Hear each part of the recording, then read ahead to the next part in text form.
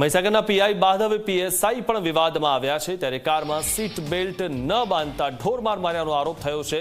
ટીટવાસના મહિલા પીએસઆઈ ચૌધરી સામે આરોપ લાગ્યા છે। મોહનભાઈ પગી નામના આધેડને માર માર્યાનો દાવો થઈ રહ્યો છે। આધેડને બેફામ માર માર્યાના ફોટો પણ વાયરલ થયા છે। ન્યાય નહીં મળે તો સમાજની ઉગ્ર આંદોલનની ચીમકી છે।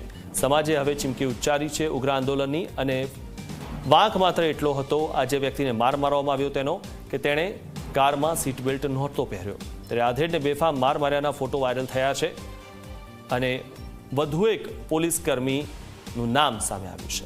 એ ડીંટવાસ તરફથી અહીં પોંડરવાડા તરફ આવતા હતા। એ ટાઈમે ગાડીમાં એમણે સીટ બેલ્ટ નહોતો લગાવેલો। એ ટાઈમે ચૌધરી પીએસઆઈ ડીંટવાસ અને એમનો પૂરો સ્ટાફ એ લોકો એમને પોલીસ સ્ટેશને લઈ ગયા।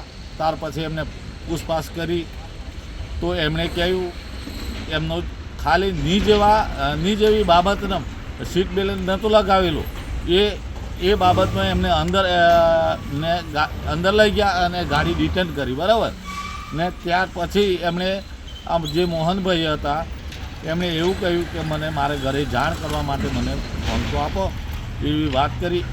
એના પરથી એમને બોલાચાલી ફોન ઉપરની બોલાચાલીમાંથી એમને મોહનભાઈને આ રીતે ગંભીર રીતે ઢોર માર મારેલો છે।